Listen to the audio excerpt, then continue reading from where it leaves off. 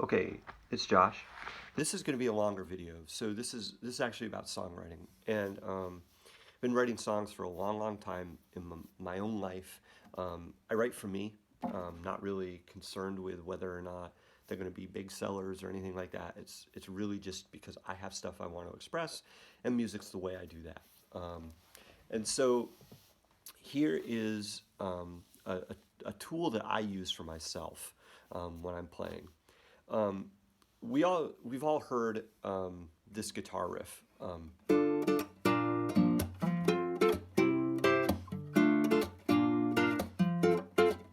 And if we hear another pop song with that in it, you kind of want to run for the door. But the thing is that's an easy riff to sing over. And me not being having a particularly acrobatic voice, um, oftentimes I'll write something with what would be considered a fairly standard kind of chord progression. Um, and then once I'm comfortable singing it, I alter the guitar part so that it balances the singing, so that there's little things that can kind of comment on the singing that my guitar hands can do. All right, so I make up for, I guess, my lack of singing talent for with interesting guitar lines in as a songwriter, especially when I'm playing solo, just me and the guitar. And so here's an example of something I did to a riff so that it would it's still that same this thing. It's the same four chords. I just use them in a different order, and then I also adjust the voicing of those chords so that they don't sound like that, hopefully, to your ears. That it's disguised, or I use the word mutated. They've got a little too close to the radiation, and things got a little funky. So here's what I did: is I started on C. I still play in the same order. It's still D minor, B flat, F to C. I'm just starting on the C chord, so it's going to go C to D minor to B flat to F. It's the exact same chords. Okay, I just put them in a slightly different order, started in a different place, and I would write my song. And this is a song called "Come to My Senses," and it's literally about sharing my songs with the world at large. So I would write the line, and I'd use these chords and be like, "My feet will carry me when my heart fears to tread beyond the walls I build so high where I keep myself hid." And I'm like, okay, that's pretty cool. I like the melody, but for me, those chords were just really boring, and there's like no way that I'm gonna keep that for myself. For me, for somebody else writing, that might be fine, but for me, it wasn't. So this is what I do to it. Okay, first I take the C chord and I do something that for me felt more interesting, and I turned it to like a C add 9. Okay, it still has a third in there.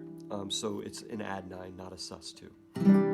And then from there, I needed to slide up to, I wanted to slide up to the D minor 7. And in doing so, I created this move, which I thought was pretty sweet sounding. And there's my D minor 7, and I have a 11. The G is added because I let it ring, and so there it is. And then I hop up to, from here I hop up to a B flat major, and I can hammer on that G, so it becomes a major 6, which is pretty sweet. And then down to my F, like that. I'm not trying to teach you the song. I'm trying to show you how I mutated the chords so that it didn't sound like this. All right, but it sounds like this instead.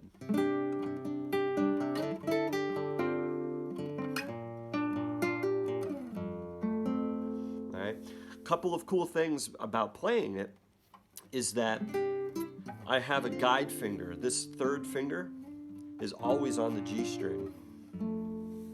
So it for 3 of the chords, even though I'm sliding around, I've got a finger that holds me in place. So I don't need to think that hard about the guitar progression while I'm singing it. So here's what it sounds like once I'm all done. So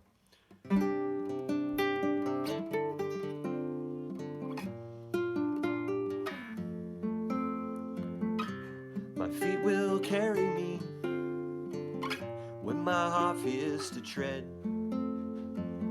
beyond the walls I build so high where I keep myself hid. Alright, so there's like a verse of a song that I wrote using what I think is probably the most common pop progression ever, but hopefully disguising it so that it sounds a lot more interesting to you guys. Alright. So if you're interested in more of that kind of stuff, maybe we should do a lesson. JoshAllMusic.com.